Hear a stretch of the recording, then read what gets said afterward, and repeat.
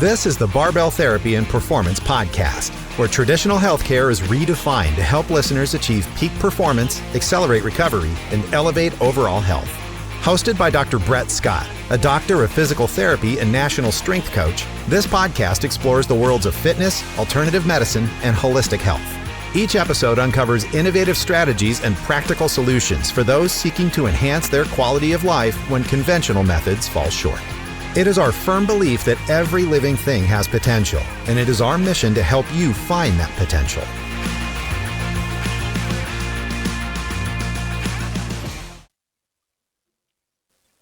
All right, everybody, welcome back to the Barbell Therapy Podcast. I'm your host, Dr. Brett Scott.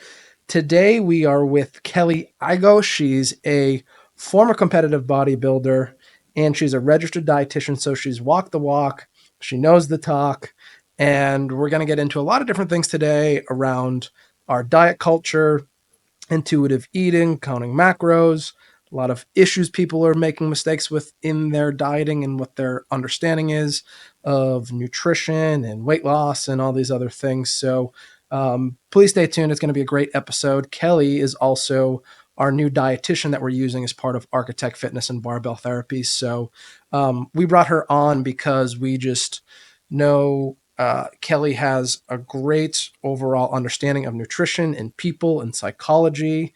And again, she's walked the walk. And so she's someone we wanted to bring on as part of our team to really help bring our clients and patients' results to the next level. So whether you're dealing with some type of underlying systemic inflammatory disorder, or you just are stuck with weight loss, you're dealing with menopause, you need some help with the habits and behaviors and food psychology type things, Kelly's really got it all mastered. And she's, if anyone has been inside of our clinic and you know Connor, Kelly seems like she's the female version of Connor, where she's super upbeat, super pleasurable, and we're really excited to start working with her and see what she can help us do with our clients. And she's also going to be working in sync with all of us in the team at Architect and Barbell Therapy. So if you're a patient, a client, Kelly's going to work hand in hand with your coaches, your physical therapy staff, and everything else to help you as well. And so if you're new to this podcast and you're listening and you like what you hear, or if you've been listening to this for a while, 95% of you won't stop to hit the like, rate, subscribe button. So if you could please stop for a second and do that for us, it helps us tremendously to help grow this podcast. Without any further ado, here is our guest, Kelly. So Kelly, thanks for coming on. And right before we started here, we were talking about you've been on the path of trying to become a pro bodybuilder. You took first in a competition. You've done really well. We've seen your photos. You looked amazing. Now, what has made you step away from bodybuilding as a competitive sport for yourself?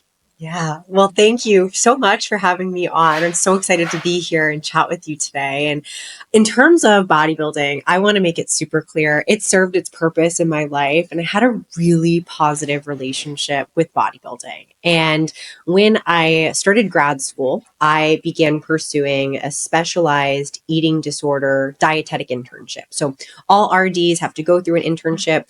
I chose to go through a specialized eating disorder internship. There are 2 in the country. So one of them is located in Boston at Simmons. And I was able to take some graduate courses there surrounding eating disorders. And I think those courses really changed my outlook on what my purpose is as a dietitian and what I want to promote.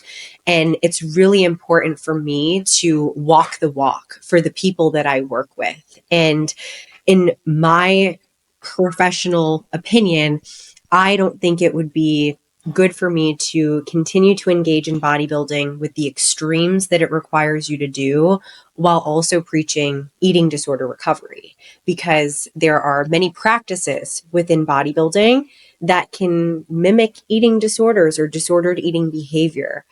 And it's more important for me to lead by example, be a leader for my people, and also follow a lifestyle that I would like to see my clients live, which is ultimately following some form of intuitive eating, flexible dieting, and just living a healthy lifestyle, because that's what's going to keep us here on this earth for as long as we can. And hopefully we can enjoy our time while we're here.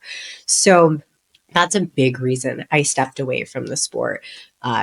Another reason, truth be told, I competed for about 9 years. So I really spent my time there. And I think if I were to continue, the goal would be to turn pro. But what it would require for me to do that, I don't feel comfortable with, in terms of the drug use that needs to happen, in terms of the continuous building and cutting phases, and missing out on certain life experiences. Because when you're in a contest prep, everything is bodybuilding. And I just wasn't sure that's what made me happy anymore. So that also played a bit of a role too.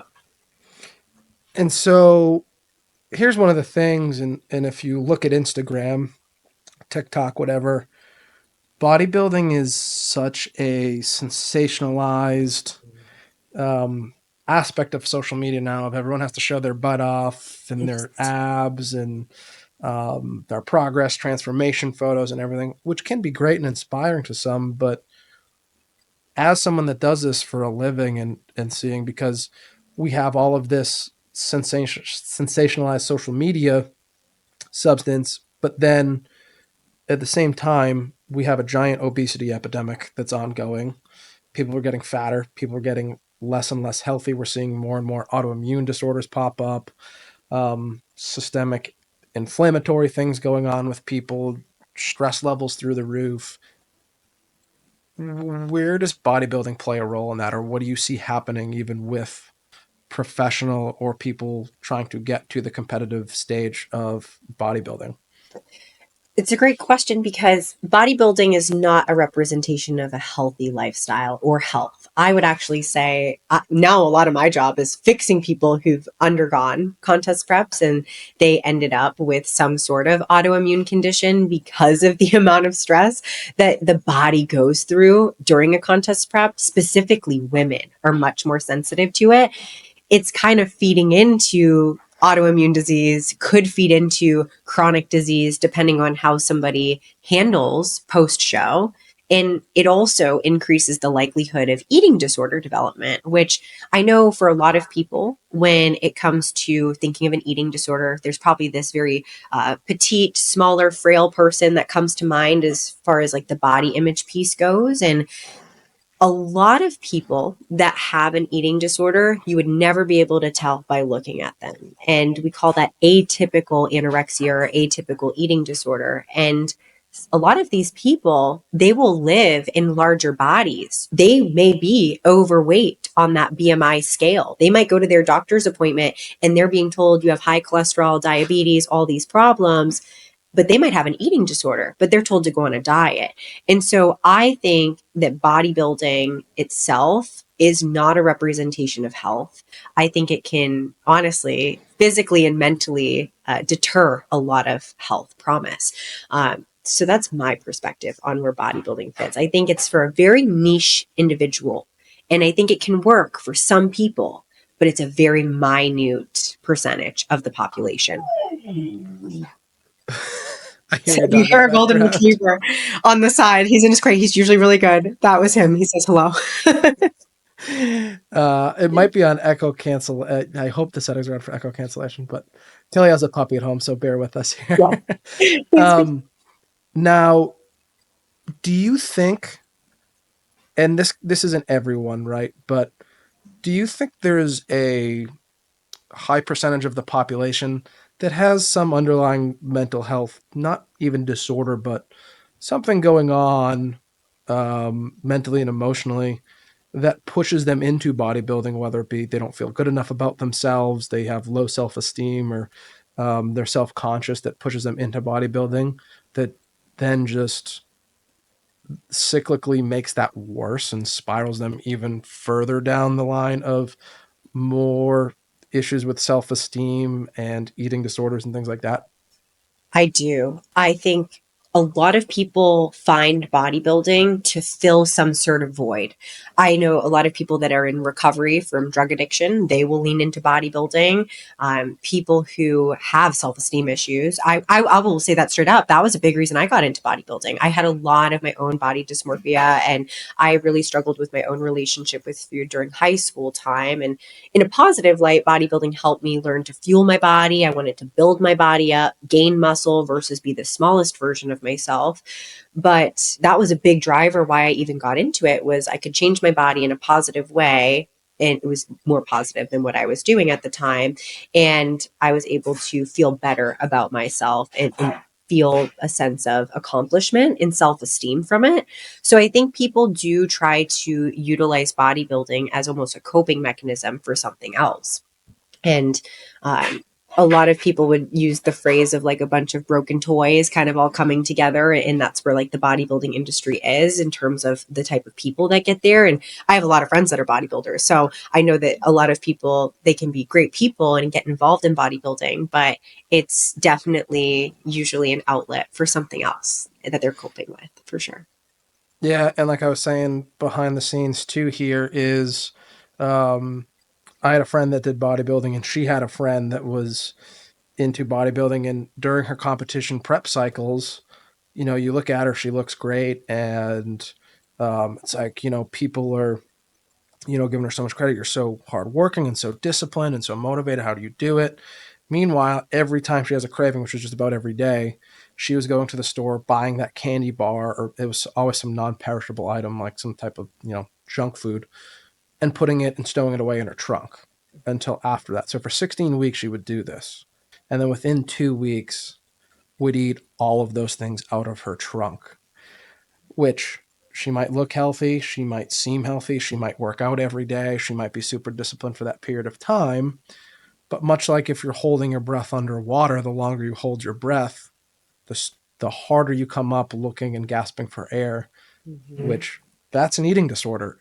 If you're stowing food in your trunk, waiting for it, and then completely just going to town on it, that's an issue. And that's the thing with bodybuilding that a lot of people don't see. And if you want to lose weight, you want to get fit, you want to do all these things, that's great. But like bodybuilding itself is not the answer. And getting into that culture, it's not a balanced lifestyle that these people are living. And a lot of times too, people don't realize there's drugs involved. Yeah. There's performance enhancing, anabolics, androgenics, things like that that are not healthy for you for the most part. So things people are seeing on social media and the expectations they have are not reality. Absolutely. And that's one of the big things I think people need to take from this is like, it's not realistic. So, uh, anyways, rolling from that, intuitive eating Mm-hmm. is kind of one of the newer trends out there. Um, it's been around since 1995, but recently it's kind of been making a comeback as this trending topic in the world of fitness. So today I really wanted to talk about that because, yeah, a lot of our culture has been, does it fit your macros? If it fits your macros, how do you make it fit your macros? People can use that. They can become obsessive about it. They can become, um, they can do it with a misguided learning or knowledge of it. And so we have that side of like the bodybuilding culture has really been there. And then if you're not in bodybuilding culture and macros, it's been the zone diet, the South Beach diet, the Mm-hmm. Atkins diet, there's so many diets out there that we can name. And there are all these yo-yo phases, which if you're listening to this podcast, you probably know at this point that anything you do, like you can't go to the gym for 6 weeks, lose weight, and then just walk away and be the person you want for the rest of your life. And dieting is the same way. So I think the thing is, what seems great about intuitive eating is it's not a diet, it's more of a learned lifestyle that someone has to adapt to over time. And it probably takes some time. I know very little about intuitive eating off the top of Yeah. my head here. I did a little bit of research on it. So I really wanted to just pick your brain on it today of what it is, how people can get started with it, and kind of what the principles are, and take it from there. So um, before we get into intuitive eating, like it seems like in this world, at least in our country, we have a giant increase in the prevalence of eating disorders, uh, mainly like obsessive or compulsive type eating disorders. So whether it be anorexia, bulimia, or just binge eating Mhm. constantly. I know another fact too is I think 95% of people that go on a diet will regain all the weight they lost within 5 years. Mhm. So in the long run, dieting is not working. Um, and then anytime we create any type of restriction, there's typically that rebound effect, like I said, with the water of if you restrict for so long, you're going to come out on the other side. You're going to be craving food. You might fall off the map with that and then regain what you had. So, um, when people hear intuitive eating, it sounds pretty simple.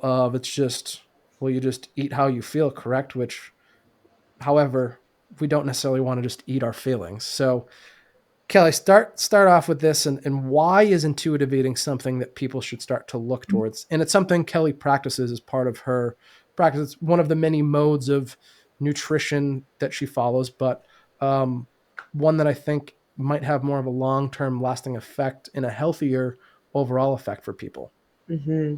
Absolutely. So, intuitive eating is a form of eating that not only is requiring you to listen to your physical hunger cues, so when you're hungry, when you're full, it's also considering the mental health aspect when it comes to food or psychological relationship with food. So, there's no restriction when it comes to intuitive eating. No foods are off limits. All foods fit here. And the goal with intuitive eating is not to have a free for all. I know that's usually like that first initial thought. People are like, oh, I can eat whatever I want when I want. And it's like, technically, yes, you could, but probably wouldn't serve your body to do that all the time. And we have some gentle nutrition guidelines within intuitive eating that one may follow. So they have structure, they have intent with their eating. They're still getting in their fruits and vegetables, but they're also learning how to have that ice cream at the end of the night and not feel like they need to have the entire quart of ice cream. They can just have the bowl and move on and be okay with that. So, intuitive eating is a very whole body, holistic approach to eating where you're listening to your physical hunger cues, but also that mental component to food. So, you're honoring cravings in a mindful way. Mindful eating is actually separate from intuitive eating, but mindful eating is a big practice that is incorporated with intuitive eating. So, commonly, when I am teaching somebody how to eat intuitively, I will recommend leaning into something called the rule of threes. So, the rule of threes is going to be we're having at least 3 meals a day, we're having about 2 to 3 snacks a day, and we're going to have all three macronutrients at each of our meals. So your carbs, fats, and protein. So that way they're balanced. We want to have balanced meals because our body needs each of those macronutrients for different functions in the body. And we also want to make sure that we're managing our appetite throughout the day. So not only are we going to have 3 meals, up to 3 snacks, having all 3 macros at those meals, but we want to also consider meal timing and trying to eat every 3-ish hours. You could eat every 2, depending on where your own natural hunger cues lie. You can listen to that. But rule of 3 guideline, every 3-ish hours. So that way your blood sugar doesn't drop off and then you get really hungry and your body starts creating those hunger hormones that say, hey, we're really hungry. And then when you go to eat, it's going to be very challenging to honor those hunger cues. We've all been there. Maybe you forgot your lunch at work that day. You come home and the pantry has all these awesome snacks, and then you ate the whole box of whatever it was, granola bars or, some chips or whatever. You ate more than you planned because you had gone so long without eating. So that meal timing component helps you to really listen to your hunger cues. So it's not a free for all, but it's also not as rigid as, say, tracking macros or following this specific meal plan. When it comes to intuitive eating, I think another big misconception is that once you start eating intuitively or eating to your hunger cues, you're going to gain all of this weight if you come from a history of following a meal plan or tracking macros. And that is typically not the case because when you're truly listening to your body, your body's going to know what you need in terms of energy intake. That's the great thing about our body. It has this auto-regulatory mechanism where it knows where it wants to be in terms of homeostasis. So as you refine your intuitive eating skills, you'll likely be eating to a maintenance intake. And you're going to notice that your hunger fluctuates on a daily basis. And there might be days where you eat a little bit less. You might have days where you eat a little bit more, and that's okay. That's really normal. But when you come from a history of tracking macros or following a meal plan, you really negate a lot of that. And you're like, well, I'm not really listening to hunger cues because I got to hit these macros. I got to hit this meal plan. And so it's oftentimes a new experience for somebody to relearn their hunger cues. We're born as intuitive eaters, but society, diet culture, things of the like impact that and make it harder for us to be natural intuitive eaters. So a lot of the work that I end up doing with my people is, it sounds funny, but teaching people how to eat again and eat in a way that feels good to them. Sorry, you just lagged out there for a second on me. You're Oh, back no. now. That's okay. So talking about this with the hunger cues of societally, it's like, okay, we eat lunch at 12 o'clock, we eat dinner at 7 o'clock, we eat breakfast at 7 a.m. Mm-hmm. Right? Or you're a bodybuilder, and it's the super strict schedule. If I have to eat this every 2 to 3 hours, and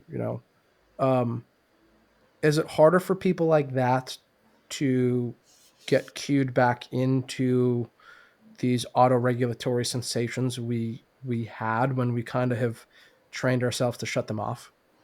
It can be. It really depends on the person. In the eating disorder treatment centers that I interned at, there are some people there at that level that will never be able to really even feel their hunger cues. You can actually get to a point where you've shunt them so much that you'll never feel them the way that you typically would.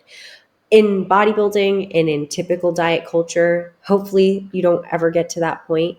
But for people that have a really prolonged dieting history, it could be very challenging to see a full return on that. So it's possible that it could never happen for them in very severe cases. But I would say in most cases, you can relearn it with the right guidance, but usually there needs to be some level of support.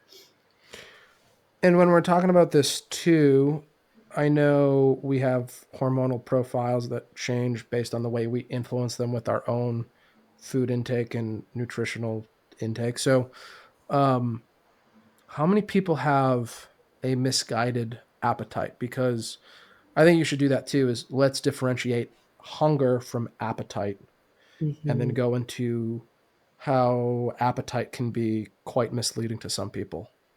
Yeah. So, in my definition of what appetite is, it typically is going to be a mental sensation and a physical sensation because we have an appetite for certain food. Whereas with hunger, I think oftentimes we mostly associate that with that physical hunger, like my stomach's growling, maybe low blood sugar, we're a little shaky.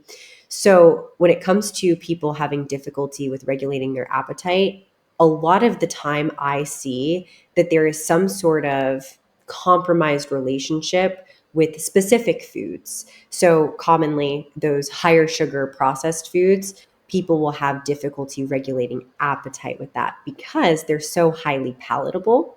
And it's very easy to override that physical fullness when we have something that's very highly palatable when it comes to appetite.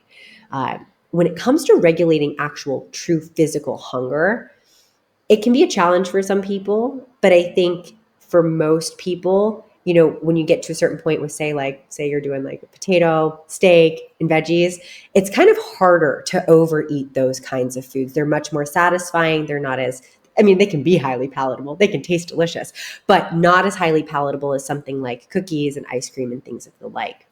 So I would say it is challenging for people to regulate their appetite because there's also that mental component that comes along with it oftentimes. Hmm.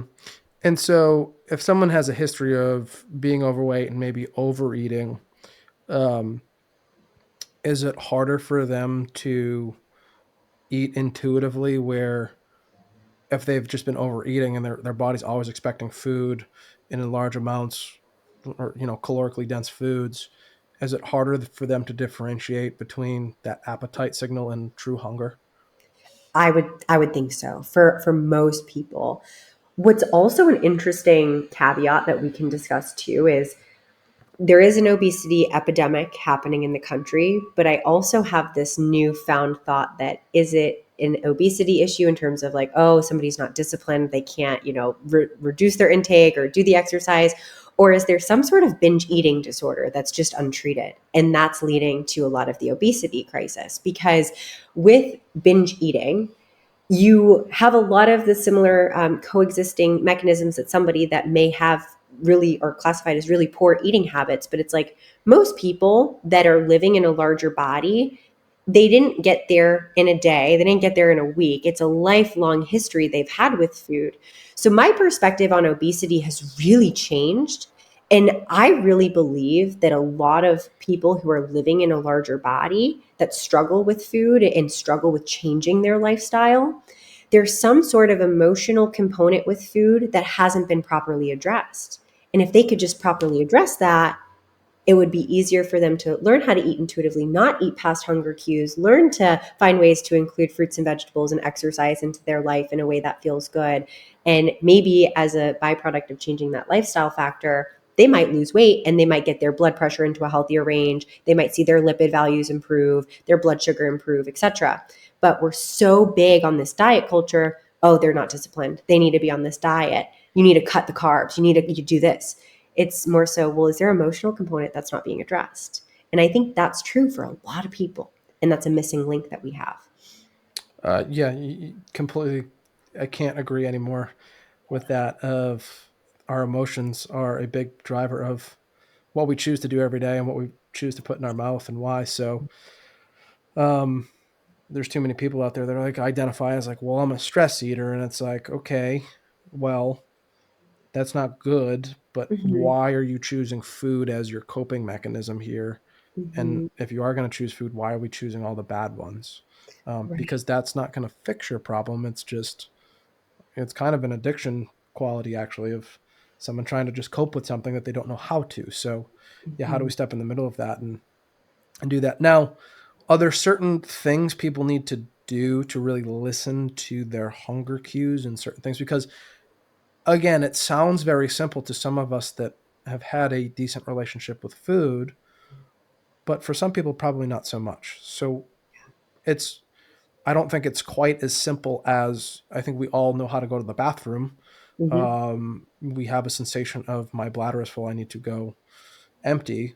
But I think our relationship we have with food in this civilization we have is a little bit different. So, what do people need to listen for, feel for, think about when they feel these sensations come on, or what are they trying to feel for? Yeah. So commonly, if you are in tune with your hunger cues, you'll start to feel a sensation of fullness in your stomach. So commonly, when we are first feeling hungry for a meal, we're smelling that food. Say it's cookies. Say we got some fresh baked cookies because they smell awesome. So we got those. And as soon as you're starting to smell that, your digestive system acknowledges that, and you actually begin to create salivary amylase in your mouth. The digestive juices start flowing. Your body's preparing for digestion. So digestion starts as early as smelling, and then you put that food in your mouth, and then it gets down the esophagus into the stomach. And once your body reaches a point of fullness in the stomach will expand, and that expansion process is going to send some cues to your brain. Hey, we're full, we're good. And if you are pacing properly at that meal, so you're not eating too fast, usually that's the issue. It's odd for people to eat too slow. Children, yes, that's different. But for adults, it's usually an issue of eating too fast. So if you're eating at a proper pace, you'll be able to be in alignment with that communication from your stomach and your brain. It takes about 20 minutes for that communication to take place. So, a good rule of thumb that I will provide people with when they're first learning how to slow their pacing down, every 3 to 5 bites, put the fork down, put the spoon down, put the food down. If you get a burger, whatever you're doing, put the food down. Take a sip of water If you're at a meal with somebody else, engage in conversation. Find ways to slow yourself down at that meal. And that will allow for you to better recognize when you start feeling that full sensation. Commonly, when you start approaching that fullness, that mental hunger that we talked about will also start to go away a bit. So, if you're eating at a proper pace, that's really how you get to feel those physical feelings of fullness. It's really easy to override those as well, depending on where you're at with your relationship with food. So if we go back to the emotional eating experience, someone might feel that physical fullness, but they don't care because they're getting that serotonin and that dopamine boost in their brain, and they're using that food to cope. So even though they're feeling full, there's that mental satiety that's not fulfilled quite yet. And so that's where you start to see people over consuming, binge eating, emotional eating. So yeah, that's kind of how I would recommend going about it, is every 3 to 5 bites, slow your pacing down, make sure you're really listening to yourself and enjoying every bite of food, engage in conversation if you're in a social setting, to really feel what you're looking to feel with that physical fullness. That's probably the hardest thing for most people to do, myself included, there, of like, Mm-hmm. not that I pride myself on this, but like owning a business, there's really no break time because Mm-hmm. that's time I could be working and building my business. So there's been very few lunches I've had where I sat and was actually present Mm-hmm. with my food. It's just like, I have 5 or 10 minutes to get this down in between patients. Like, let's woof it down because I need to, so I don't, get like lightheaded and dizzy and like can't train later. Mm-hmm. But Absolutely. in reality, eating should be a daily experience we have that is a fulfilling one. Mm-hmm. Absolutely. And I'm right there with you. Here I am with my protein shake. That's my lunch, right? And it's like, gosh, I'm the dietitian teaching you how to eat intuitively. And so it happens, like we know these things, like we know we should slow down. We know we should take a moment. We know we shouldn't be scrolling on our phone while we're eating. We should be present. But it doesn't always work in practice. So that's where I say you do the best you can. And if you bring some self-awareness to it, commonly from what I've learned working with people, is there will be some improvement. It may never be perfect, but there's usually some sort of improvement. And that's my perspective. Improvement is better than perfection for sure. I'm going to go off what you said there too to reinforce it. But I just a few weeks ago, I don't know what I was doing, but I came home and I was starving. And so I have my meal prep stuff, shout out from Fork Included and all that we work with now. But Ooh.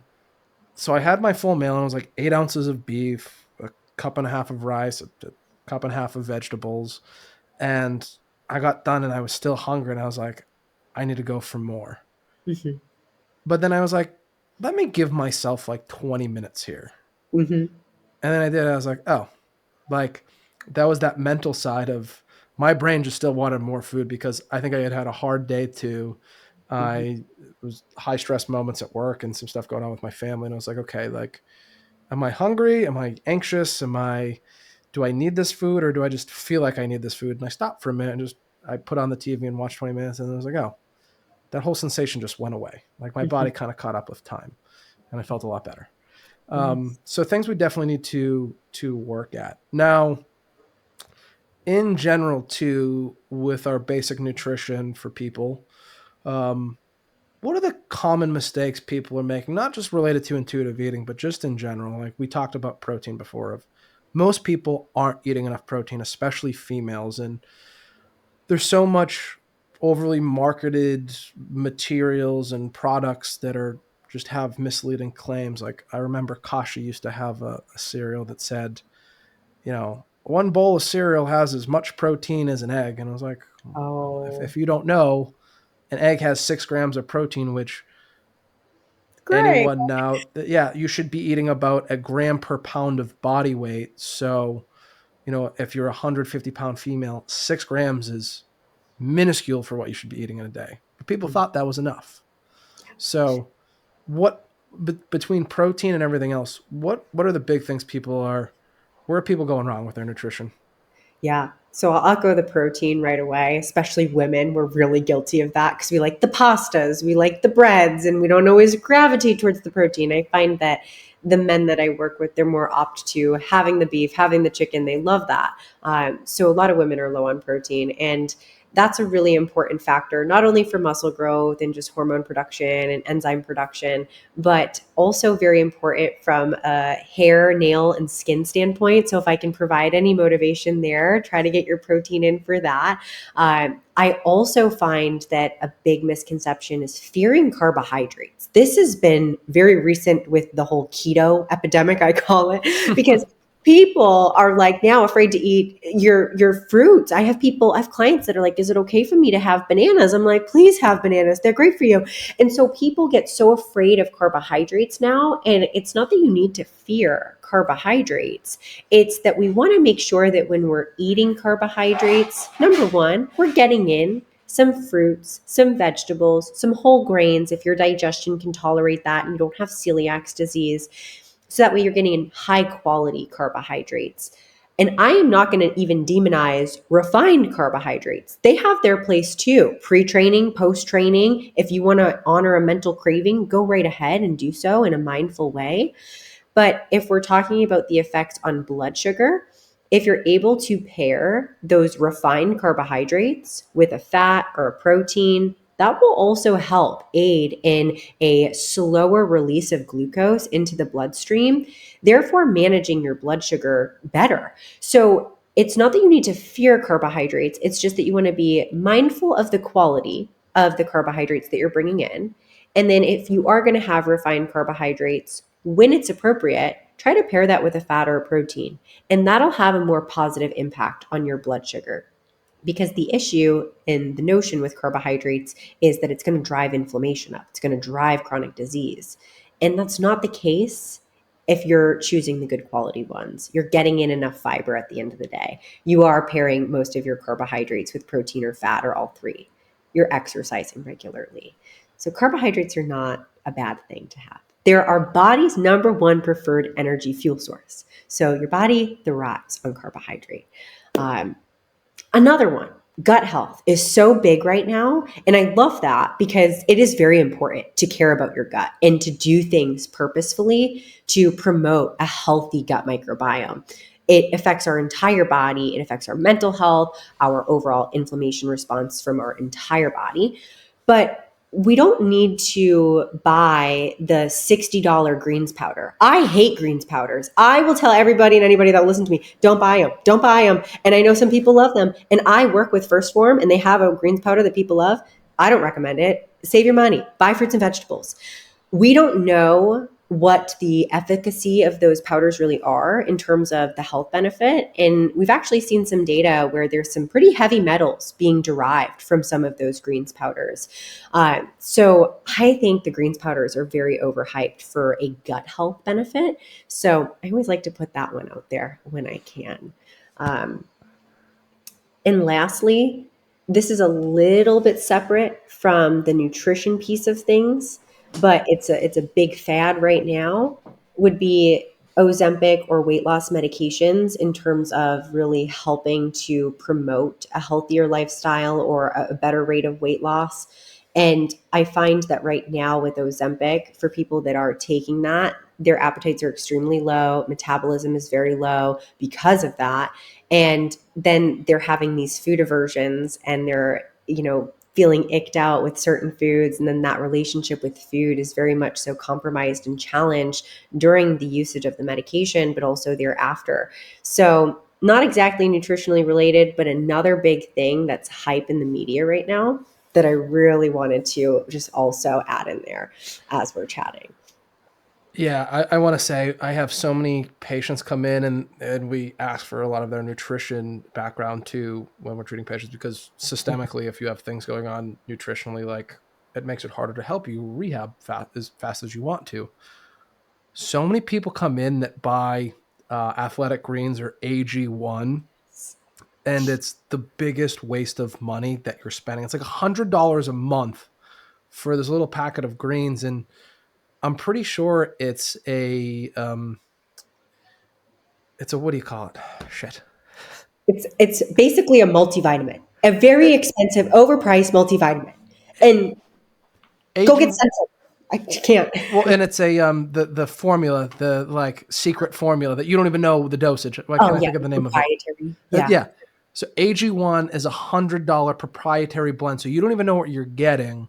It's the biggest waste of money that I see patients spending money on. So you should absolutely stop spending your money on greens in general. Eat fruits and vegetables, Mm-hmm. or just get a less expensive green supplement if you really hate vegetables, because there's just as good ones out there that are like a third of the price Yeah. or even a quarter of the price. Mm-hmm. So yeah, don't spend your money on those, even though Andrew Huberman, is probably making money off them for promoting it on his podcast and everything. It's not worth it. Right. They've done a great job with marketing, but again, this is part of the problem of people spending money on things that aren't the real solution to their issues.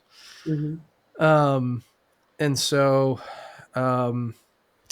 what was the other piece to that? So you said processed foods or refined grains can be good. What about more processed foods? What is your view on those? So technically everything's processed. We can really get down a rabbit hole of like what's considered processed, what's not. And then we can have the conversation of, well, there's chemicals in processed food. Water is a chemical. And so that's my perspective on it. I think processed foods have their place, especially as a dietitian that's working with people in eating disorder treatment. My clientele might be absolutely scared of cookies, of processed foods. And a big part of our recovery work is learning how to incorporate those foods and not feel afraid and not feel guilty and scared of those foods. I think that applies to the general population. And I think instead of saying, I'm going to restrict processed foods because they're bad for me, instead, let's modify how we're experiencing those foods and how we're eating those foods, what our behaviors are like with those foods. It's usually not the food that's the problem, it's the behavior with that food that is the problem. And with processed foods, it's much easier to overconsume them. They're more highly palatable. They make these in food science labs to do that, like Doritos, the company there. They put in a ton of research so that way you want to keep eating those Doritos and you don't want to put them down. And so it's not that you can't have the Doritos, it's just we want to navigate that more mindfully. So instead of taking the bag of Doritos to the couch, let's put them in a bowl and let's have our proteins and our vegetables and our fiber throughout the rest of the day, have our water, exercise regularly. And I strongly believe that all foods can fit. I don't think that anybody needs to restrict processed foods altogether. But do we want them to be the majority of our diet? Probably not. We're probably going to miss out on a lot of nutrients if we do that. So instead of restricting, let's try to make the foundation of our diet whole food based and think about what can we add to our diet to make ourselves healthier, make ourselves feel better, aid in our digestion, while also finding ways to incorporate those processed foods that we enjoy from a mental perspective without it necessarily overtaking the rest of our diet and compromising our health. That's kind of my viewpoint on it. And so this brings me back to gut health too, of what is the research showing these days on, because I've heard and seen multiple different arguments out there. So what is the research actually saying on how processed foods and some of these like sugar alcohols Mm. and sugar substitutes, or even some of these fiber substitutes and things we're seeing now, how are all these different things, or sweeteners, how are they affecting the gut, or what are we seeing with this? So the research that we do have right now, specifically on sucralose, so Splenda is a big one that we can clearly say has a negative impact on the gut microbiome in terms of some of the bacterial strains. So when you're consuming, and if we think about this, it really does come down to the dosage of the amount of artificial sweeteners that you're having or intaking on a daily basis that kind of contributes to the severity of the issue in the gut microbiome. But we do see a shift in the presentation of bacteria. There is more gaseous producing bacteria in people who have components of sucralose, more artificial sweeteners, than those that don't. So we do see that. We do have that in the research. I would say it really comes down to the dosage. Like, how much are you having? Are you having 10 Splenda packets in your coffee? We might want to work on that. But if you're having two and you're moving about your day, I'd say you're probably fine. But that's my perspective. Do you know someone that's had 10 Splenda packets in their coffee? I do. I do. Ooh. Yes. I Oh. know. And we see it a lot with the eating disorder treatment. People Mm. really abuse the artificial sweeteners. Yeah. And then what about stevia? Because stevia is more popular of a sugar or sweetener substitute these days. So, is there anything we know about that, or has it not been around long enough yet for us to really know? Are there?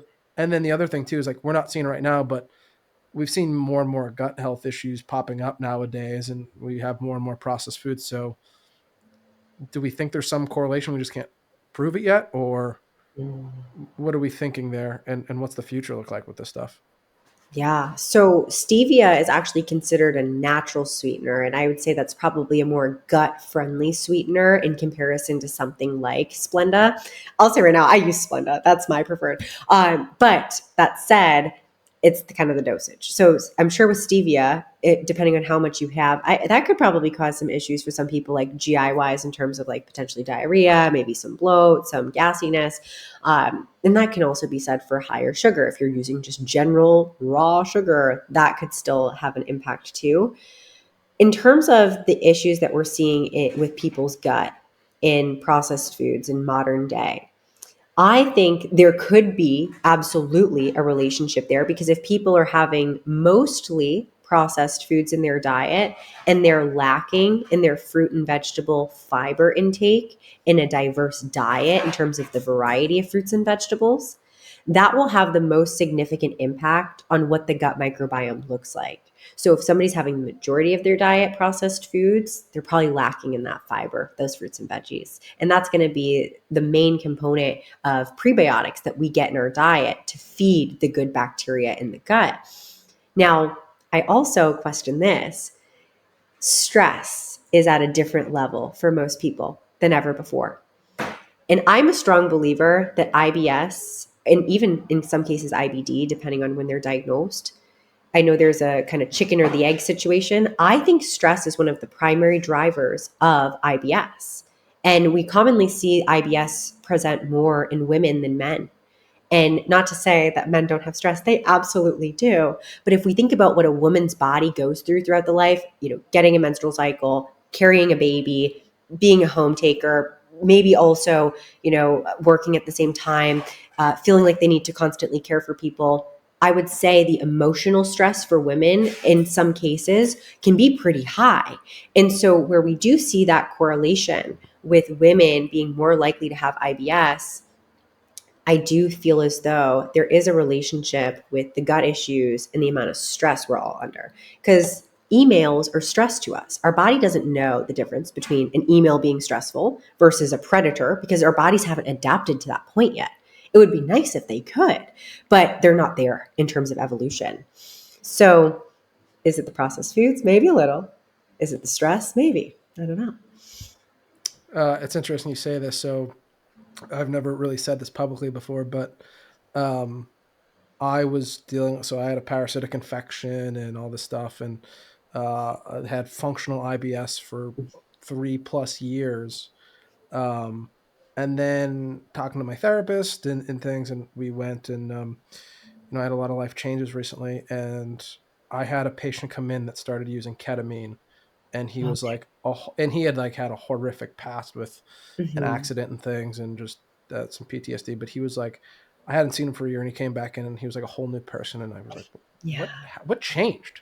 And like I started doing ketamine, and he was like, just for the stress and everything. So I actually talked to my therapist about it, and I went and I started. So Oh, I had still been dealing with IBS at this point, and after like 5 times of doing an at-home ketamine treatment, yeah. 95% of my issues that I was still having were gone. That's so And interesting. and there was and granted, I don't have like, I want to do it as an experiment for my patients more. So if I'm always on the outer edge of what new alternatives do we have in medicine now that are better than the traditional medical model has to offer. Hmm. But I noticed that um, I didn't have the urge to go. My consistency was better, but my whole brain kind of, in a sense, like those neural networks they show with these treatments are getting rewired, Hmm. and that you think about things differently. And I just didn't have as much worry and impulsiveness and rumination about things all day of like, oh, what if so-and-so, what if this Mhm. happens to so-and-so or this and that. And like, that's been one of my biggest things of like, we all know about the, gut brain connection for the most part. That was the first time like I really witnessed it for myself of like, and even Mhm. sometimes now I'll notice, so I'll kind of do a tune-up session here and there if I'm really feeling anxious or something. And Sure. a lot of times um, when I feel stressed, I'll start to have symptoms again. And I was Okay. under a lot of stress for a long time between opening two business and everything. And Sure. then it becomes cyclical. Yeah. And it wasn't until I started doing it, every time I would do it, I would be better for like 3 weeks at a time. And it's kind of grown over time as things are working for me. But definitely something there of stress is not something to just brush over and say, oh no. And it's people don't really realize how much stress we're truly under all day, even just looking at your goddamn phone. Yes. Yes. Your doom scroll at the end of the night, it's like it's stimulating your brain and it's going to be creating problems. So that's really cool. Thank you for sharing that. Yeah. Um, Because go right ahead. I did see too, there are some studies out there showing that like ketamine does affect the gut microbiome positively and is helping people with IBS. So that's another reason I went on to, because I didn't have an end solution basically for myself, and I knew I was still stressed, and I was like, let's explore this and see what happens. Yeah, absolutely. They use it a lot in eating disorder treatment. And it was really cool to see some of the alternative therapies in my internship experience. And it changed people's lives. It really like it's amazing what we're finding ketamine can do in a medicinal situation. So that's super cool. Mm-hmm. And so off of that too, going back, so you mentioned Ozempic Mm, and the weight loss drugs. So they fucking work, they do. right? And They do in the short term. people are losing weight. What what are the long-term issues we're Yeah. not seeing with this? What are the short-term things that people are still struggling with? Um, I know there's a lot of side effects to them that we're seeing directly, but what are the indirect ones that are coming from this too? Yeah. So big one that I'm seeing even right now is a ton of SIBO related cases. So for people that are on something like Ozempic, their digestion slows down significantly. The gastric emptying is so compromised. Some people actually end up with full on gastroparesis or paralyzed muscles of the stomach. So that's something you could live with forever, which is tough. And I also strongly believe that we're going to see, and we are currently seeing, an increase in binge eating disorders and severe body dysmorphia as well.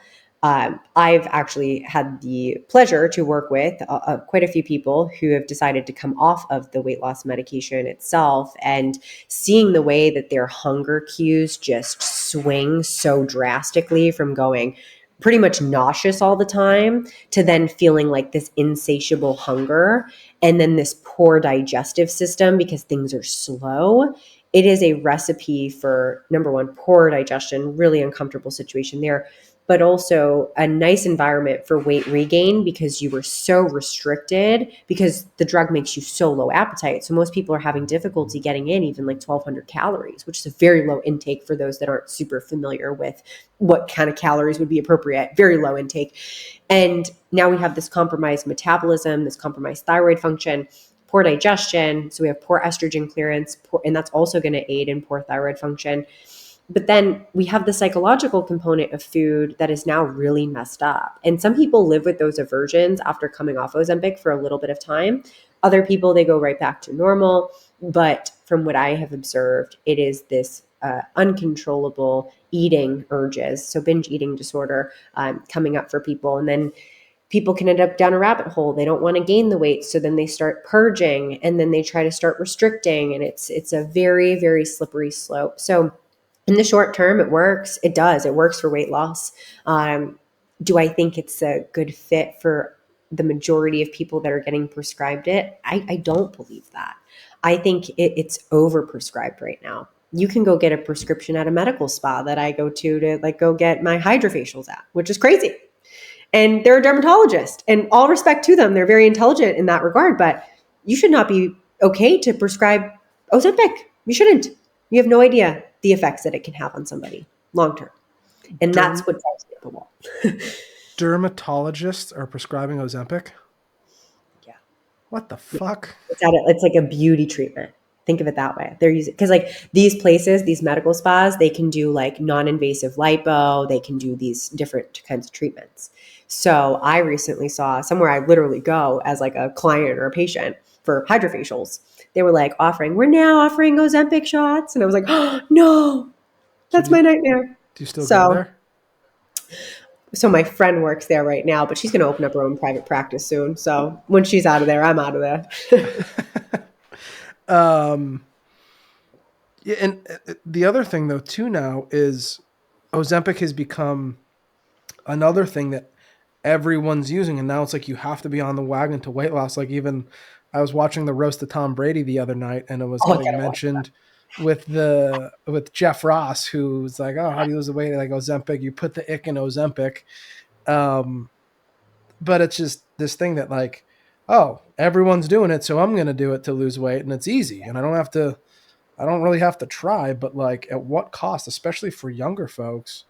That yeah, like if you're going on it, I've heard it's kind of assumed you're going to be on it for life. But So what is the deal with that too? that's the thing is like, if you're gonna go on it, plan on being on it for a very long time. If you don't want to have all of these negative post side effects, like when you come off. I also think for some people, like But they'll come to me. will that be worse though? Like the longer you're on it, the harder the withdrawal effect is going to be. Well, that's the thing is like, so you stay on it to avoid that post period, right? But then eventually at some point in your life, I don't care if it's 20 years from now, whatever, you're probably going to come off unless you're a true diabetic and you need the medication. So you're just prolonging the horrors of what is coming off Ozempic or a medication similar. And it's like, if you're not going to be able to sustain that way of living and you know that there are these negative side effects, why do it? But people are so desperate sometimes to lose weight, to feel better in their own skin, external validation. It's being kind of pushed as the norm. People are willing to take that risk. I also see it in the bodybuilding space.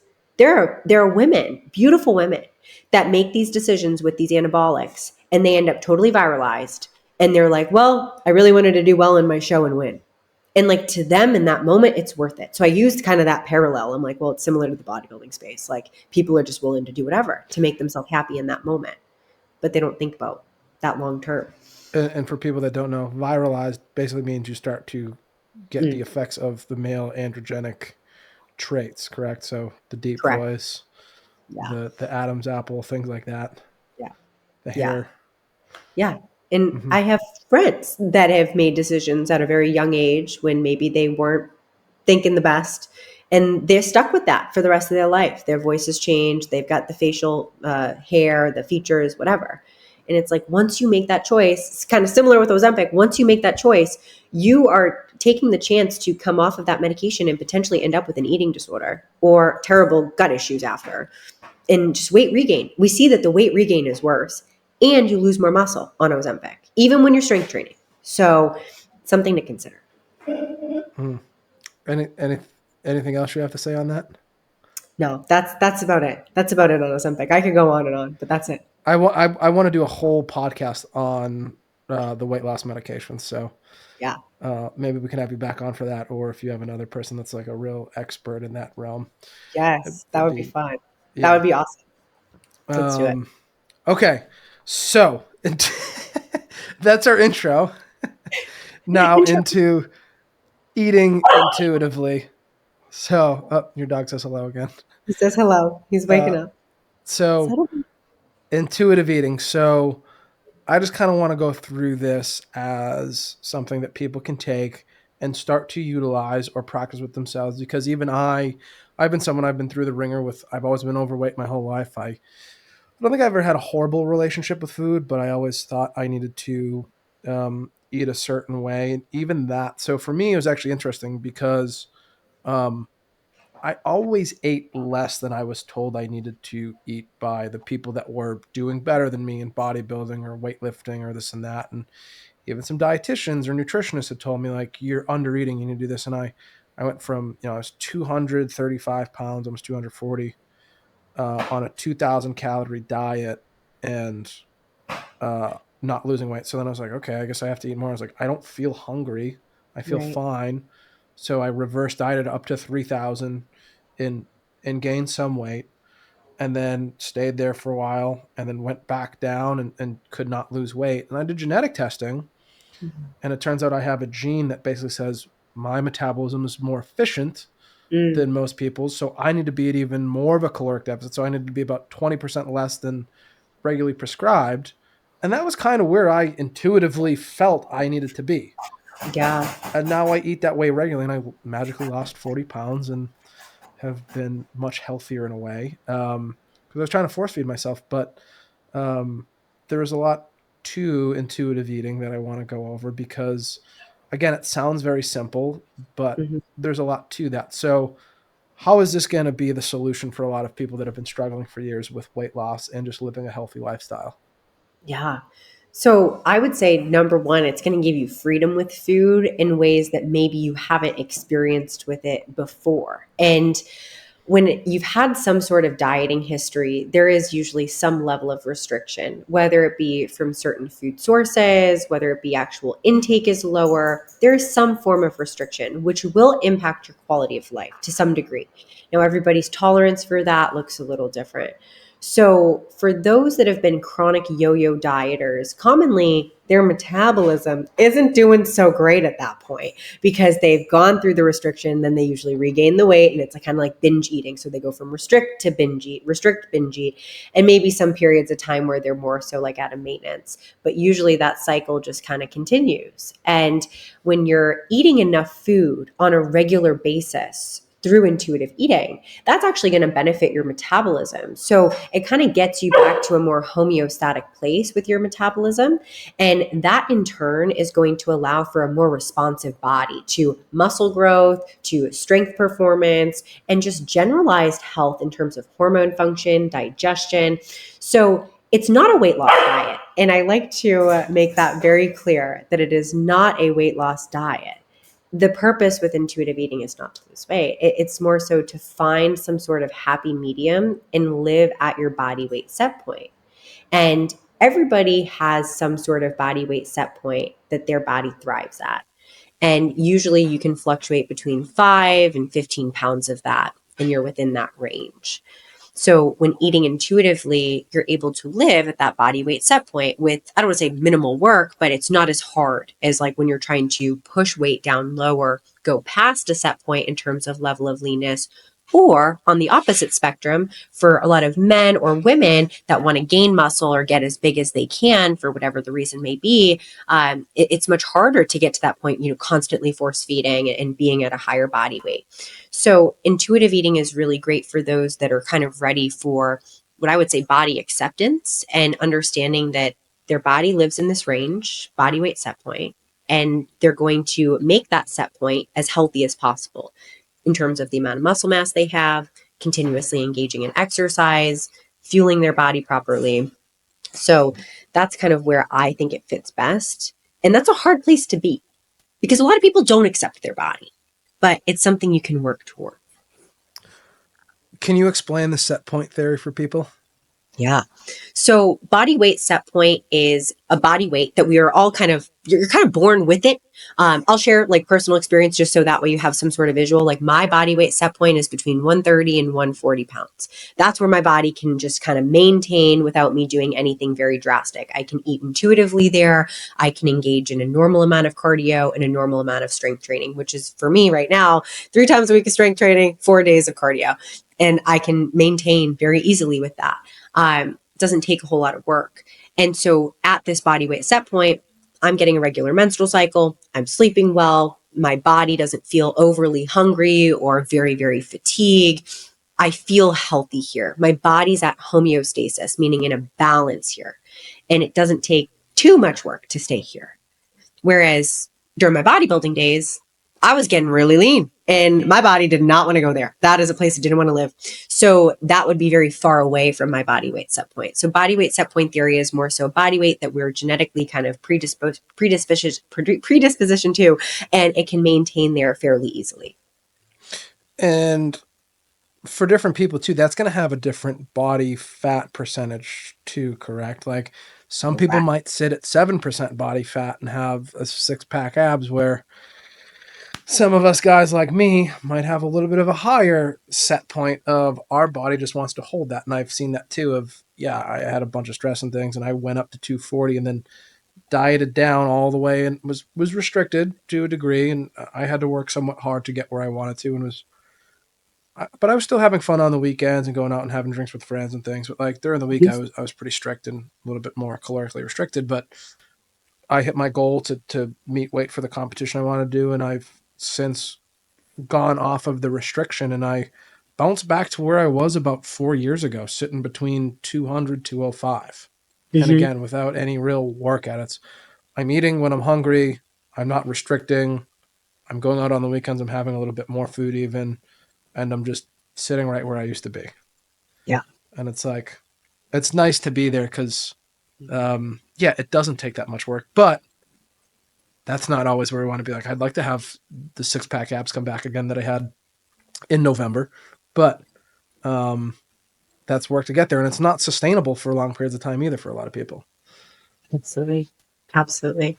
So with intuitive eating though, can people still effectively lose weight by just practicing intuitive eating? It depends. So if somebody, is eating in a caloric surplus all the time, maybe they're having like a lot of sodas, sugar sweetened beverages, they're really not focusing on protein, the diet quality doesn't look great, maybe they're not exercising a lot. And then they learn what intuitive eating is, and they're following rule of threes, they're creating balanced meals, they're prioritizing protein, maybe they start engaging in some physical activity. By doing that, they might lose weight if they had been in a surplus of energy beforehand, and now they're kind of getting into more of like a maintenance intake, or it's a deficit from where they were previously. So in theory, you can lose weight with intuitive eating, but not intentionally is it very common. I find for most people, they're not going to lose weight with intuitive eating unless your diet quality and exercise behaviors were vastly different beforehand. So should people that have struggled with yo-yo diets, that don't like where they are, that want to lose weight, because we know diet culture is not working, should they try intuitive eating? I think so. And here's how I very kindly convince people to give it a try is, well, what you've been doing isn't working. And a lot of the time when somebody's had that yo-yo history, we open up the space, we end up having a conversation. Their relationship with food is very compromised at that point. So even at that point, I wouldn't feel comfortable having them track macros a lot of the time. That's also a conversation that we will have too, is like, well, we could do flexible dieting with tracking macros. And usually at that point, that's also a much lesser intensive form of dieting for people, and they can feel pretty good with that. But for those that have had that history of yo-yo dieting, there is usually some disordered eating that is arose. So we have to really work on that first before we can really optimize the weight loss piece of things, if we get to a place where they're mentally healthy to do so, physically healthy to do so. And usually when I'm having this conversation, the person has to be accepting of the fact they're not going to lose weight when they're eating intuitively. And they need to go into that experience understanding that. But they can also acknowledge that they might be able to build more muscle during that time. They might see recomposition of their waistline because they're fueling their body properly, but they're also exercising. And so, as we know, cardio has a really wonderful benefit to the waistline. Even if you're not in a deficit, you can see your waist circumference come in from regular cardio exposure. So that's something I will also talk about with them, is just as a result of you fueling and exercising, you can see positive changes in body composition, but it's not going to be this 1 pound per week loss like you might have seen on, the Atkins diet or whatever it is. And they need to go into that understanding it. So I never advertise it as a weight loss diet, but usually people that are ready to do some form of intuitive eating, they're sick of the weight loss perspective of things in terms of nutrition. They're ready for something new, and they're ready to try to accept their body a little bit more. And if they do decide, after doing some work, 3, 6 months, 12 months of intuitive eating, repairing that relationship with food and their body, they're like, well, maybe I want to try tracking macros, or maybe I want to do a little bit more cardio than what I'm used to. We have those conversations. I'll say this, a lot of the time, the perspective changes and they kind of learn to step into what I call body acceptance, which is really cool, but it's not easy. It's hard. It's a lot of hard conversations for sure. Mm-hmm. So let's go through some of these principles of intuitive eating and why this could be the solution with people. So, number one, reject the diet mentality. Let's talk about that a little bit. Yeah.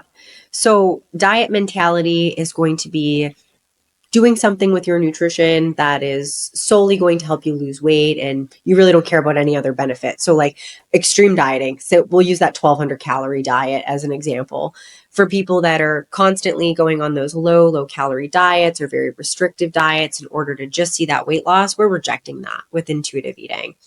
As I've said, it's not a weight loss diet. It's just a way of eating to fuel your body properly, to nourish your body. So that's how we reject that diet mentality. We lose the expectation of wanting to lose weight.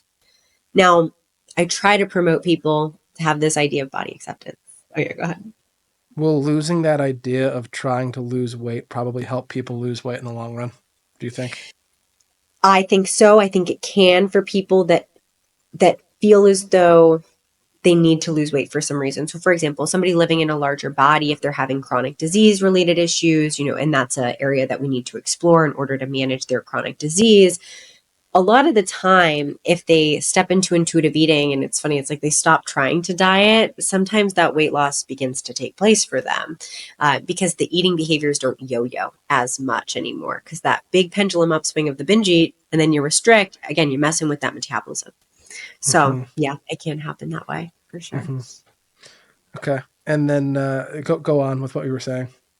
Oh yeah. So I was just going to say, at that point, we're trying to have body acceptance, but body acceptance doesn't mean that you are hunky-dory with your body all the time and that there's absolutely zero things you want to change about your body. It's valid to have things you want to change about your body, but you're not putting yourself in harm's way to do so, if that makes sense. It's okay to want these things. You don't have to necessarily act upon it with restrictive dieting or over-exercising practices. So in the grand scheme of things, it's like, let's just start to slowly change the lifestyle behaviors and habits, and success will probably come from that too. Yeah. Yeah. And if we really think about health comes in many different sizes. To our point about body weight set point, someone's set point might be 7% body fat. Another person's might be 16. And it sucks because there's like society out there that puts a lot of pressure on us to look a certain way. But at the end of the day, if we're healthy, our labs are coming back good, we feel strong, we have endurance. Ultimately, that's the most important thing. But I know that can be hard. Yeah. Number 2, honor your hunger. Mm-hmm. So kind of going back to that discussion of honoring that mental and physical hunger. So not eating past that point of fullness and allowing yourself to get to that point of fullness. Also allowing yourself to have the foods that you want to, not the foods that you have to have. Yes, we want fruits and vegetables. That's great. But we want to honor that mental hunger too. So if you're like me, you love a little sweet treat at the end of the night, have that sweet treat. But let's do it in a mindful way and learning how to honor that hunger as you're enjoying that sweet treat and respect that hunger cue. Number 3, make peace with food. So this can look different for many people in terms of what that looks like, but not fearing certain foods, not feeling like you can't have your favorite fun food is what I like to call it, and not feeling like you need to eat the spinach that you absolutely hate because you think it's good for you. Find something else. You can find those nutrients elsewhere. And making peace with food in that way so that your mental perspective with food is healthy and happy and kind of at balance is how I would define it. Okay. And then challenge the food police. Oh, so this is the aunt or the mom or the grandmother or whoever else at your family dinner table. And they're telling you, you shouldn't be eating that because it's not good for you, or that's too many carbohydrates, whatever it is, right? Was that an And Italian accent that just came out? I don't know what that was. I have no idea. That was like maybe a little Boston accent with a little like a New Jersey. I don't even know what that was. I've been watching too much Sopranos the past year. You I and love it. Connor just did the same thing the other day. You guys are the Stop same. it. That's so. I got to meet Connor because I feel like we're going to be buddies. This is going to be my buddy here. I love it. Yeah. But challenging that food police, like the coworker that's questioning why you have said food in the back room, mind your business, and say that respectfully. And this is something I run into a lot with clients when they're eating intuitively and they're bringing in foods that maybe are seen as unhealthy, and they are receiving judgment. And how do we navigate that? And I usually say, if you're open to it, explain to these people what you're doing and why you're eating the way that you are. And most of the time, if you tell somebody, I'm working on my relationship with food so I don't feel anxious when eating, I feel like that should be enough for most people to hear. So that can be a complicated one, depending on the relationship. I actually just did. It should be dropping this week. Or it actually might have just came out. I just did a whole thing on the psychology of food with actually a doctor of chiropractic. He works in a clinic where they do up to 40-day water fasts. Typically it's like up to 5 days, and it's an inpatient facility. But we talk a lot about the psychology of food and the things people deal with and how to deal with social events and being in a place where you're trying to eat and live a healthier lifestyle and not letting people project their own issues on you. So that's part of a whole conversation we already had. So if you guys are interested in dealing with that, go check out the other episode we have on the psychology of food with Sadiq Ali Shirazi on here. It'll probably be out right before this one comes out. So challenging the food police. And then anything else to say there? One last thing I'll add, and then I'll be really quick. Mm-hmm. I'd say anybody that is saying something or commenting on your food, kind of what you just said, it is a projection of their own feelings with food. And it's not really a judgment of like what they really think you should do. That might make them uncomfortable if they were to have that food, or they feel like they shouldn't have it. So it's usually a projection onto you. It's not really you doing something wrong in that moment. Or in the reverse too, where people think, oh, that person's eating healthy. And they're having the grilled chicken, I'm having the fried chicken. Yes. I feel bad about myself. And instead of me sitting with that and correcting it, I'm going to throw it on you so that I don't have to be the outlier here. And so I don't let you get ahead of me in life per se. Yeah. So they're projecting their own feelings onto you that they know they shouldn't have that, but they don't want you to make the better choice than them because they're not as strong as you're being right now. So something to also think about. And that's a lot of what we talked about. That's the way we talked about it in the other podcast episode there. So then the next one is discover the satisfaction factor. So can you sit and enjoy your food and enjoy the experience of eating, which is probably the toughest part for most people. And just, eating in a paced manner versus just swallowing it whole. Yes. Be present with the meal. Enjoy it. If you're going to have a bowl of ice cream, let's sit and enjoy it. Let's have a good time with it. Have a good time with your dinner. Have a good time with your lunch when you can, a good breakfast. And don't feel guilty about enjoying food. So this is kind of where some of that eating disorder relationship that can step into intuitive eating. Like there are some people that feel really guilty for enjoying food. There are people that feel guilty for smelling food and enjoying the way that it smells when they've had an eating disorder. So allowing yourself to truly enjoy that experience and know that that's okay. And that's really important as humans to be enjoying what you're eating. Should this be almost like a meditative practice for people of like sitting, being present, taking in the smell, taking in the texture, kind of just slowing down and feeling things versus just like getting through it because they need to get through it to get onto the next thing in their day? If they can, yes, that would be the most ideal eating experience for every person. I know it's not always realistic, as we've discussed here today. Like Brett and I will still lean on our quick protein shakes or whatever we need to do to get the food in. But when you can, really try to savor every bite. Really think about how you're feeling during that meal. And oftentimes when I'm working with somebody through intuitive eating, I'm asking them a lot of questions like, how did you feel during that meal? What kind of feelings were coming up for you? And again, when somebody's embarking on this journey, there could be a lot of disordered eating history past. So a lot of emotions can come up for people when eating certain foods. So being present with the meal is really important. So yeah, it is meditative in ways.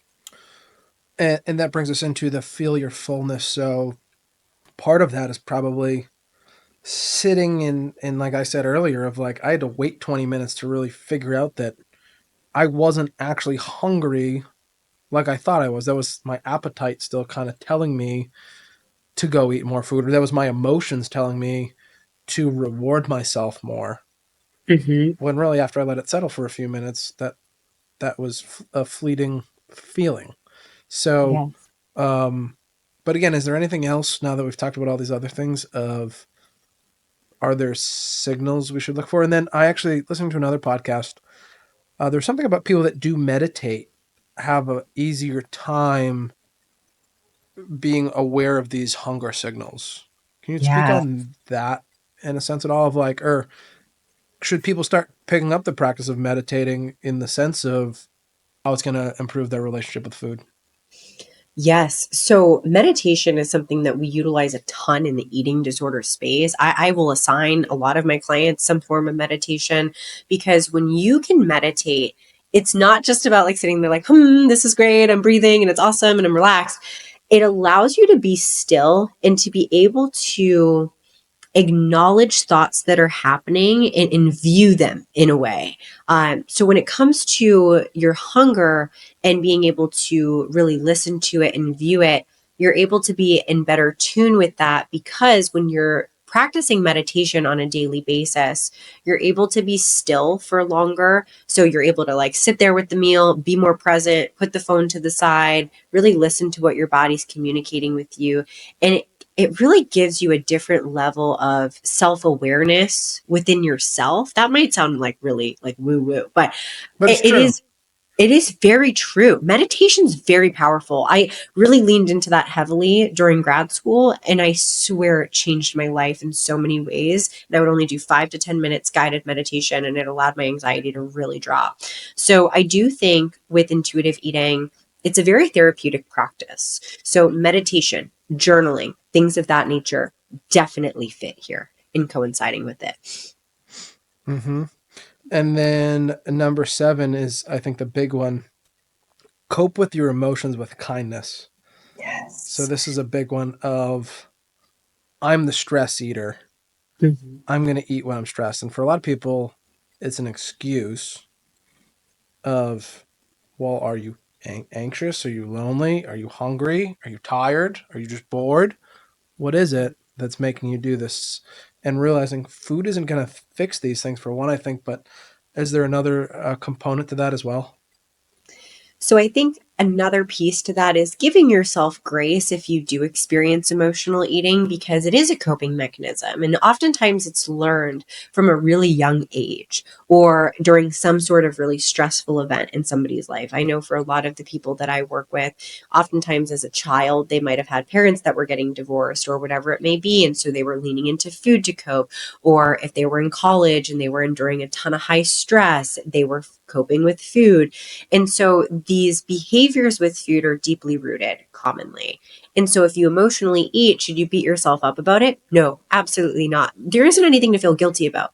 But what we want to try to do is identify alternative coping mechanisms and strategies to lean into that will actually make you feel better, because commonly the food doesn't really make you feel better. Oftentimes you feel better in that one moment of having that bite of food, and then there's this guilt that begins to spiral for people because they usually over consume food when emotionally eating, and they don't feel great about their experience with that food. So then that adds to stress, that adds to the poor feelings that you're observing and feeling already. So it's not that emotional eating can't happen. I think there's actually a normal amount of emotional eating that we do as humans. A good example, you're at a birthday party, they're having cake, you might be celebrating, having a good time. Maybe you're not super hungry for that cake, but you have that slice of cake. That's a form of emotional eating. You're celebrating. Emotions are happy. That's great. There's also a form of emotional eating that we commonly associate with stress or sadness. You think of like the girl gets broken up with in the movie. She's sitting there with the ice cream, emotionally eating. And I think there's a normal amount of emotional eating that people will do, but we want to try to avoid it as our primary coping mechanism. We want to identify other things to really help us work through that stress. Are there certain coping mechanisms or alternative coping mechanisms you see tend to work best for people that are typical stress eaters or emotional eaters? So I am a big fan of brainstorming with the actual person. So it looks a little different depending on the person, but some ideas. Adult coloring books are amazing. Distractions in general are amazing. So however you want to distract yourself, that might be your favorite movie, a podcast, a show. Those can be really great. Additionally, some form of journaling. I have a lot of clients that will journal when they're feeling that urge to emotionally eat. And then they'll send me what they've journaled and we reflect together. So that's kind of journaling in added support, like open reflection.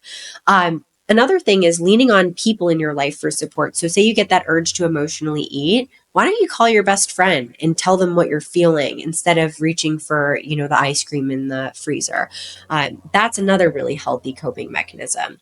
Another one for distractions that I've seen for people is, if possible, they can just go take a shower. And if they go take a shower, it removes them from the kitchen and they're usually feeling more relaxed when they're taking a shower. So that kind of calms the central nervous system. So now whatever they're feeling stressed or anxious about that they were trying to eat and cope with food is now gone after that shower. So believe it or not, showering is a great distraction, diversion tactic. Remove yourself from the environment of which you're experiencing the emotional eating. Some people that's the kitchen. Some people that's the living room. Remove yourself from that environment. Go for a walk if you can, if it's applicable at that time. Those would be a couple, just right off the top. Good stuff. We got 3 more here. Respect your body. Yes. So I'm a big proponent of you eating when you're hungry. And it will happen sometimes that you eat past hunger. But we really want to try to respect that hunger and not eat past that fullness cue. But we also don't want to restrict that hunger cue either. So kind of meeting your body where you're at. And this also goes along with respecting your digestion, because a lot of the time when you over consume food, you also bog down that digestion. So respecting your body, meaning respect those hunger cues, respect your digestion, give your body what it's asking for in that moment. Sometimes that's more food. Sometimes that's stop eating right now because we're going to get too full and then not feel good. That's what that means in my eyes. And other caveats to this with a lot of people that have struggled with overeating and being overweight for a majority of their life, or just people in general. Mm-hmm. So there still has to be some type of structure of limitation in some form. Just like there's a daily upper limit of some sort, I presume. Yes. Yeah, it that will look a little different for everybody based on their own hunger. But the goal with intuitive eating is to meet your body where it needs to be. So finding a balance. That's a big piece of intuitive eating, is finding a balance with everything. Finding a balance of honoring your hunger, finding a balance of incorporating fun foods and nutrient dense foods, finding a balance of when you need to be eating to stay on top of those hunger cues. We don't want to do extremes with intuitive eating. It's more of finding a balance with everything. Mm-hmm. And this still goes back to the rule of threes of we should have protein, we should have carbs, we should have fat at every meal.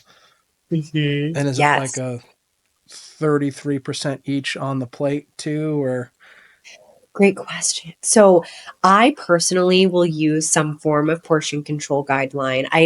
Every dietitian might practice a little different, but I think this helps because it can feel overwhelming. It's like rule of 3, have this. How much? How much do I have? So I like to have anywhere between 1/4 of the plate to 1/2 of the plate, starchy carbohydrates, based on your appetite, based on your energy expenditure. Usually I recommend half the plate when it's a pre or a post-training meal, just because you need a little bit more fuel there.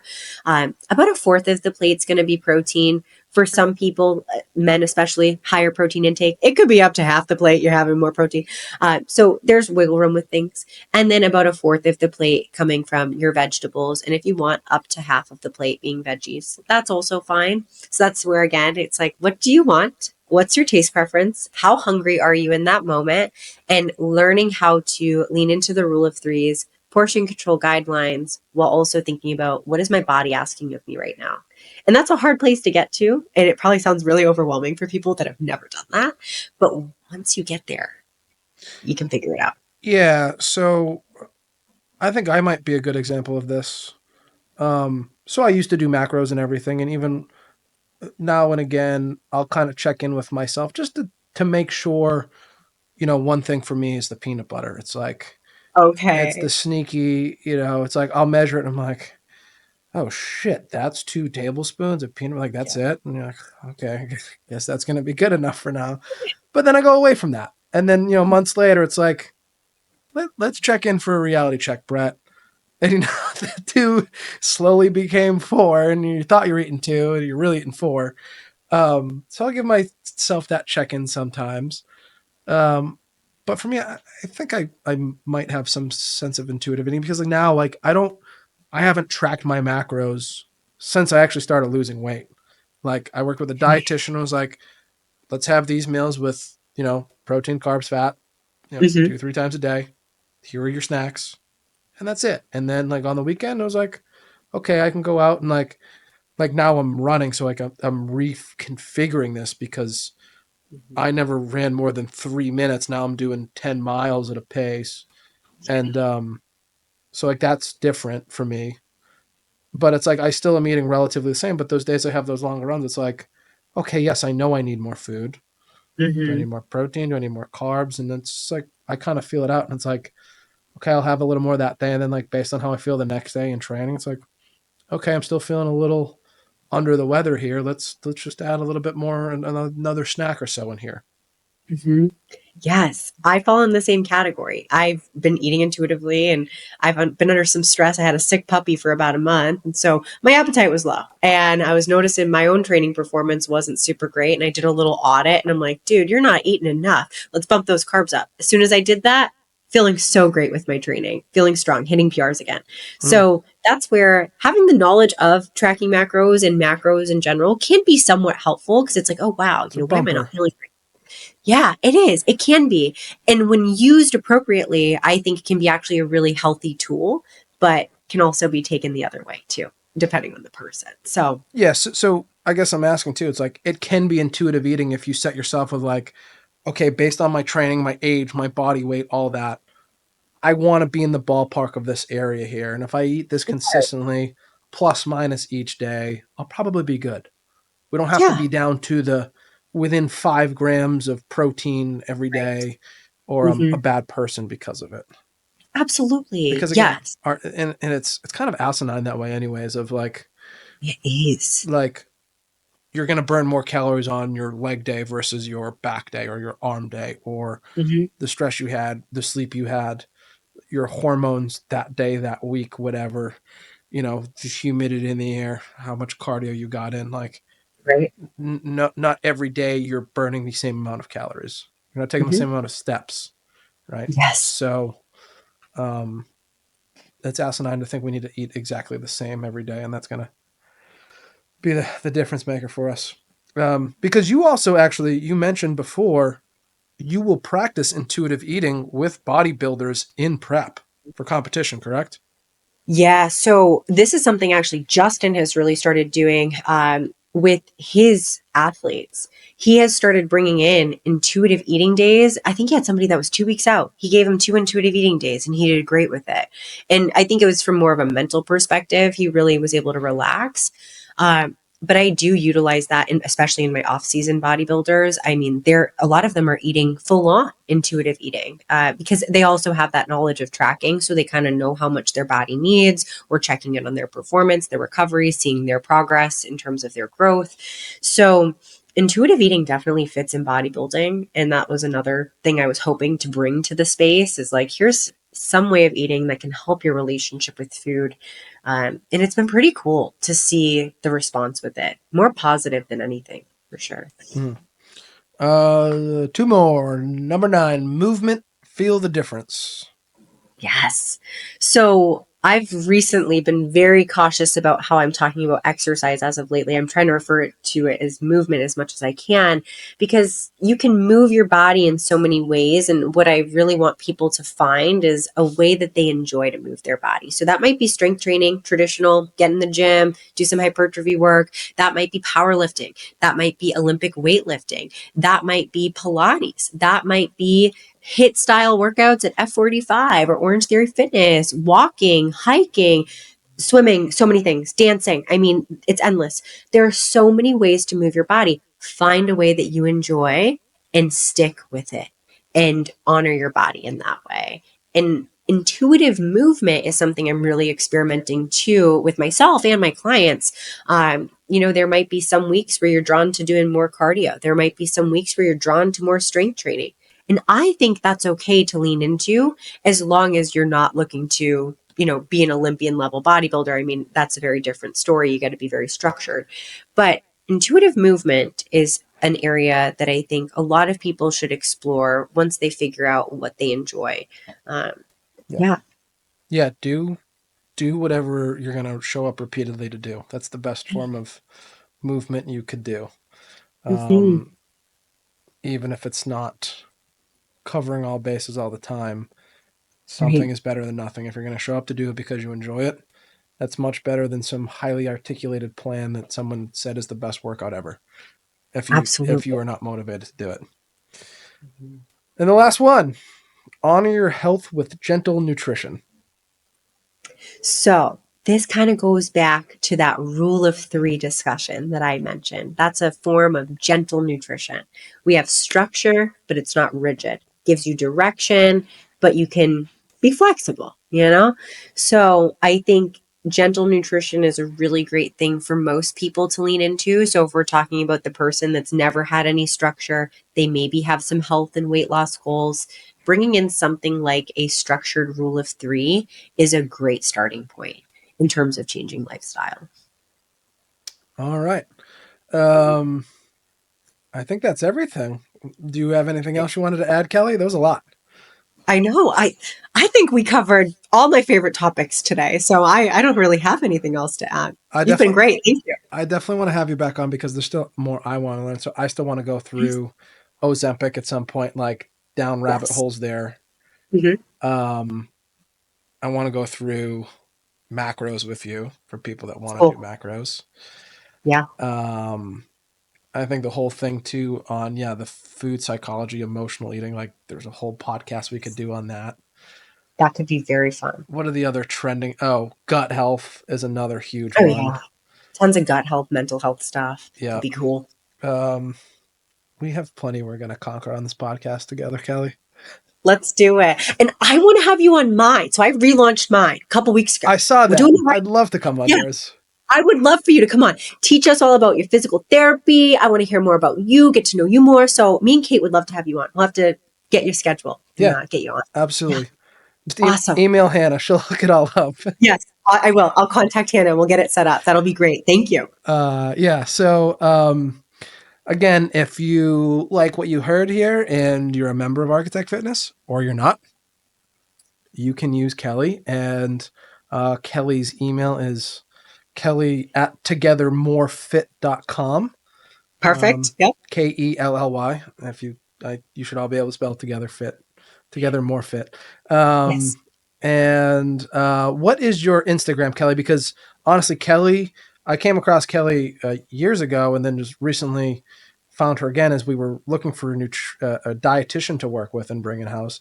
And I saw everything she posts. Was like, damn, this is the girl we want. I was like, she posts so much good content on her social media that's just what people are actually dealing with, and you're a real person about it too. So it's very genuine and helpful. So thank you. What is your actual Instagram? Because I'm trying to look now. I can't find it. Yeah, it's my name @Kelly Igo _RDN. And you can find me there. you'll see me and my puppy in my profile picture. Yeah. And thank you so much for coming on here, Kelly. So we'll definitely get you back on here at some point, and you can find me on Kelly's podcast at some point. And again, thank you for coming on. And I don't know what our next podcast episode is going to be, but stay tuned for that one, everyone. So once again, thank you, Kelly, and have a great day. Thank you so much. This has been lovely. Thanks for coming on. Appreciate you. 84% of you that listen to this podcast frequently do not hit the follow button. If you've enjoyed any of these episodes, could you do us a favor and hit the follow button, leave a rating, and maybe leave us a review? It helps this channel more than you know, and the bigger the channel gets, the bigger the guests get. If you'd like to know more about training in person or online with Brett's Gym, Architect Fitness, please follow us on social at ARKITECT Fitness on Instagram or visit ARKITECTFitness.com. Or if you want to rehab with barbell therapy online or in person, check out @barbell.therapy or visit barbelltherapyandperformance.com. Thank you for taking the time to listen.